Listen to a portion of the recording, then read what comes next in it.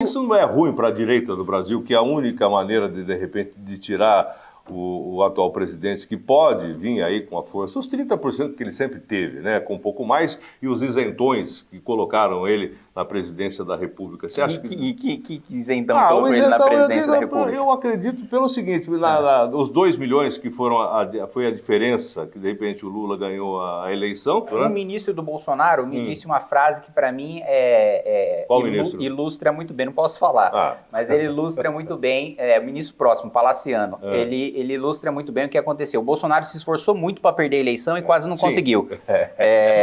Para mim isso é essencial. E assim, o Lula, quando Bolsonaro assumiu o Brasil, ele está impopular, preso e inelegível.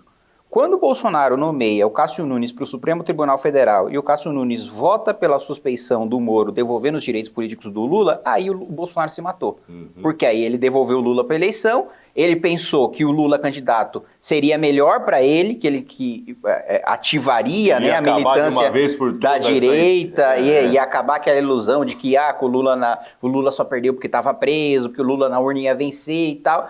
Aí o Bolsonaro soltou, o próprio Eduardo deu o discurso na Câmara, eu estava no momento em que ele deu esse discurso, falando, se o Lula sair, melhor, porque vai ativar aquele sentimento na direita e tal. E aí o que aconteceu, né? Perdeu a eleição para o Lula, mesmo promovendo ali no último ano de mandato 150 bilhões de reais em dívida. Foi o único presidente que era presidente e perdeu a reeleição. Exato. Até isso é um dado importantíssimo, porque para pensar, a Dilma, que era a Dilma, que ela conseguiu fazer uma crise pior do que da pandemia. A crise econômica da Dilma foi pior do que da pandemia. O mundo inteiro, uma recessão global, não foi tão prejudicial para o Brasil quanto a Dilma, e ela conseguiu vencer a reeleição e o Bolsonaro não. Assim, e por causa da sequência, na minha avaliação, ele foi perdendo apoio dentro da própria direita. Quando ele acaba com a Lava Jato nomeando um petista para a Procuradoria-Geral da República. Aí esse petista apoia o inquérito das fake news no Supremo Tribunal Federal, que virou o que virou contra o próprio Bolsonaro, com a anuência do PGR que ele nomeou. Quando ele veta o projeto que a gente tinha aprovado de fim de decisões monocráticas no Supremo Tribunal Federal, a pedido do Toffoli, que era presidente do Supremo. Agora, as decisões monocráticas estão se voltando contra ele. Bem, eu estou sentindo que, de repente, você faz parte de uma direita, até onde eu sei, mas que está totalmente contra a direita do Bolsonaro. Com certeza. Alexandre de Moraes sofreu sanções lá dos Estados Unidos, do Marco Rubio, também do presidente Trump, e está dando todo um reboliço. É a notícia que tomou agora o final de tarde. O que você acha a respeito disso? Porque tem um atrito também, até onde eu sei, de você com a família Bolsonaro. Tem, mas isso acho que não tem nenhuma relação com o meu atrito com o Bolsonaro. É o seguinte, a aplicação da lei americana em relação ao ministro Alexandre de Moraes foi porque ele tomou uma decisão contra o cidadão americano, contra uma empresa americana. Você está falando do X? Não, estou falando do Rumble, esse é o processo que foi utilizado. E aquela história do X que ele tirou do ar, mandou, porque isso também é... Sim, mas isso ainda não foi utilizado como base para a aplicação da lei, nessa sanção que saiu hoje. Mas eu acho o seguinte, ele de fato atentou contra a Constituição americana. Né? Você fala, não, mas nós estamos aqui no Brasil sobre as leis brasileiras. Sim, mas ele aplicou uma sanção contra o cidadão americano numa plataforma americana e cuja decisão ele queria estender os efeitos para o território americano. Então isso enseja a aplicação da sanção contra ele. Perdeu acesso ao sistema financeiro. O que acontece? Explica para o pessoal a lei Magnitsky. Bom, primeiro ele não pode pisar em território americano, né? Mesmo qualquer empresa, qualquer ativo que ele tenha nos Estados Unidos fica congelado, todos os ativos dele que tem vinculação... Congelado ou confiscado? Congelado, porque ele ainda tem a chance de recorrer administrativamente para o governo americano. Mas acho que a sanção mais grave é que todo banco que tem acesso ao SWIFT, que é o sistema financeiro de pagamento internacional, né, principalmente do Ocidente, que é americano, ele não pode manter ativos do ministro Alexandre de Moraes. Nenhuma conta, nenhum dinheiro. Exato. E todos os grandes bancos brasileiros dependem de ter acesso ao sistema SWIFT para sobreviver. Qualquer um quebraria. Você mesmo apoia esse tipo de sanção com o Alexandre de Moraes, com tudo que aconteceu? Sim, apoio. Acho que... Você acha que o Alexandre não? Você acha que o Eduardo Bolsonaro, já que ele está falando dos atritos, né, o que ele vem fazendo lá nos Estados Unidos, ele tem todo esse poder...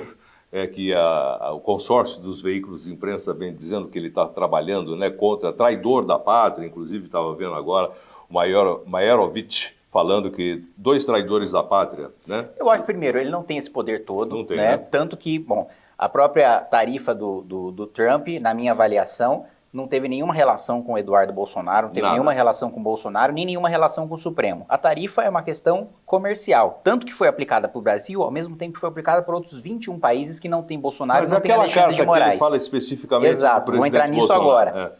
Ele coloca o Bolsonaro na carta justamente para colocar um bode na sala, justamente para fingir...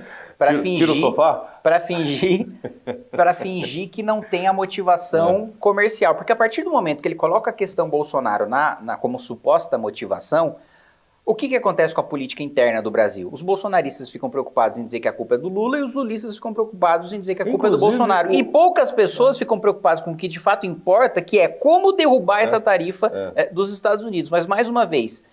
Outros 21 países que não tem Bolsonaro, que não tem Alexandre de Moraes, sofreram a mesma sanção. Mas não 50%? Não 50%. Quem 50%? 50%. Sudeste Asiático, inclusive mais. União Europeia, também mesma coisa. Teve um acordo com a Isso, mas você viu o acordo da União Europeia? Sim, mas teve um acordo. Né? É o acordo que a gente chama de... É o acordo Caracu, 600, né? 600. 600. Agora me fala uma coisa, isso está sendo utilizado, nós estamos num ano pré-eleitoral, você sabe muito bem disso, ano que vem tem eleição e o atual presidente que está aí falando um monte de bobagem, na minha opinião, já faz tempo, né? Inclusive agredindo aí verbalmente o presidente Donald Trump, desde quando ele era candidato à presidência da República lá atrás, chamando de nazista, fascista e tal, não sei o quê. Que esse é um ponto importante, tá? O Lula está falando tanto agora em soberania nacional, que direito ele tem, enquanto presidente do Brasil, de se posicionar numa eleição de um país estrangeiro? Isso é uma das maiores burrices que você pode fazer na vida, porque pode acontecer o que aconteceu com ele, né? Ele apoiou o candidato que perdeu. Sim. E agora? E agora? Agora acontece que, por ser um ano pré-eleitoral e o ano que vem é um ano de eleição, a própria esquerda aqui do Brasil está tentando se aproveitar, inclusive a credibilidade, não, a aprovação do presidente, atual presidente, aí ganhou 3 pontinhos aí, segundo as informações que a gente teve. Você acha que isso pode dar combustível para a esquerda, de repente, encorpar e, de repente, vir com força para a eleição do ano que vem, no que diz respeito à presidência da República, principalmente, e ao Senado, e aos senadores?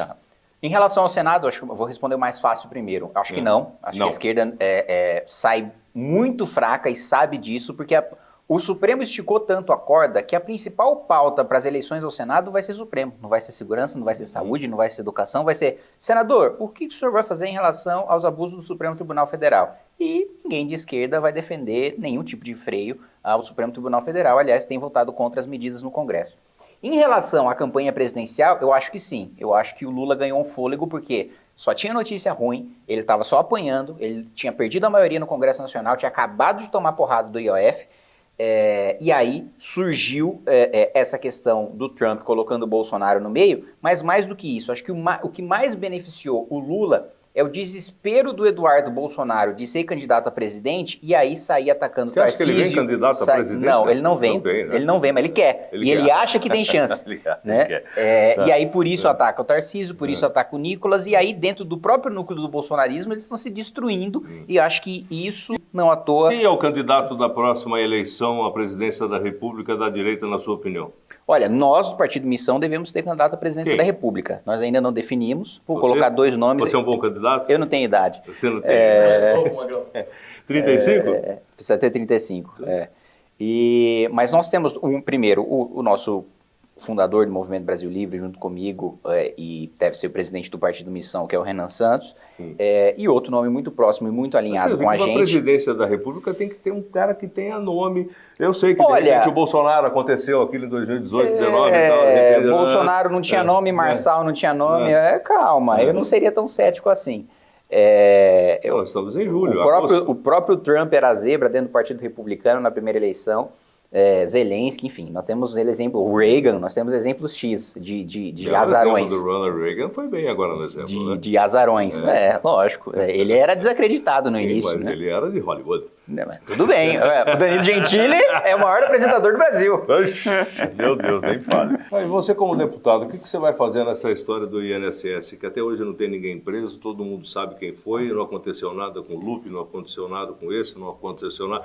100 anos de sigilo no Careca do INSS? Bom, o que eu fiz foi ingressar com um mandado de segurança no Supremo Tribunal Federal para obrigar o presidente do Senado a instalar a CPMI do INSS. De fato, ele leu, foi obrigado a ler. E agora, após o recesso, os líderes indicam os membros e o que eu estou fazendo dentro do meu partido é brigar para que uma das cadeiras seja minha dentro da CPMI. Teve uma decisão criminosa do Supremo Tribunal Federal proibindo, né, os idosos que foram lesados de ingressar na justiça. E mais do que isso, aqueles que ingressarem no Supremo Tribunal Federal, que é onde foi permitido, não podem exigir indenização por danos morais. Veja, qualquer crime, qualquer um que sofra qualquer tipo de estelionato tem direito a receber dano moral. E aí o STF atende um pedido do INSS. E o que me assusta é nada de OAB, nada de Defensoria Pública e nada de Ministério Público, né? Então, ou seja, as entidades que são competentes, responsáveis por representar em juízo o cidadão, por proteger aquele, né, que mais precisa, o mais vulnerável, nenhuma delas se mexe. Você vê, a gente fica aqui no interior do estado de São Paulo, a gente pensa que a gente está meio louco vendo tudo isso que você está falando aí, a gente não ouve isso acontecer do jeito que você está falando aí, mais uma vez, no consórcio dos veículos de imprensa. Só existe essa maneira agora, na próxima eleição. Poderão, pelo menos, fazer uma pressão no Supremo Tribunal Federal, colocando em pauta, quem sabe, algum impeachment de ministro do Supremo? Você acha que isso é suficiente para que mude esse cenário da gente sempre colocar todo dia o Supremo na pauta? No curto prazo, acho que sim. No longo prazo, acho que não. A gente precisa de uma mudança... Explica por quê? Explico. Porque é uma mudança que... O problema não é um ministro, não é outro ministro. O problema são os poderes que o Supremo Tribunal Federal já tem pela Constituição de 88. Não existe nenhuma outra Suprema Corte no mundo que concentre o poder que o Supremo Tribunal Federal brasileiro concentra. Primeiro porque todos os assuntos estão na Constituição. Então tudo enseja controle de constitucionalidade. A educação está na Constituição, a saúde está na Constituição, a previdência está na Constituição, as leis trabalhistas estão na Constituição. Isso primeiro cria uma aberração de que só no Brasil o presidente precisa de 308 votos para governar em vez de 257. Qualquer país europeu, você com maioria simples, né, metade mais um do parlamento, você governa. No Brasil não, porque tudo você precisa mudar a Constituição. Toda política pública você precisa mudar a Constituição. Porque 308 que é o número que precisa para fazer mudar, uma PEC, né? Para mudar, aprovar uma PEC. E aí, mais uma vez, tudo chega no Supremo. Outro ponto, o Supremo concentra o poder de julgar políticos ao mesmo tempo em que ele julga leis. Né? Na Europa, você tem uma corte autônoma, a Suprema Corte não faz parte do judiciário, não é instância recursal, como é aqui no Brasil. Então, uma corte julga leis, outra corte julga parlamentares nos países em que existe foro privilegiado, que eu já sou contrário, acho que só os presidentes dos poderes tinham que ter, mas eu não tinha que ter como parlamentar, acho que os enfim, promotores, juízes. É exemplo negativo para um monte de coisa, inclusive para foro privilegiado, né? Aqui no Brasil são quanto? 35 mil, 55 mil? Não, são dezenas de milhares de pessoas que tem. Né? Mas o meu ponto é, enquanto a gente não tirar o Supremo Tribunal Federal do Judiciário, né, esse problema estrutural com uma nova Constituição, nem com PEC, uma nova Constituição, uma Assembleia Nacional Constituinte. Não, então é para daqui 20, 30 anos. Não sei. Não, porque veja bem, vocês não participaram. Em 1988, a gente estava saindo da história da ditadura, né? E tudo mais. Foi um parto para fazer essa Constituição de 88 e foi, de repente, daquele jeito que vocês sabem, né? Com Ulisses Guimarães e tudo mais, né? A Constituição Cidadã, que deu um monte de coisa, mas não fala de onde você vai tirar para cumprir esse monte de coisa que, de repente, a Constituição Cidadã. Você acha que, de repente, o Brasil...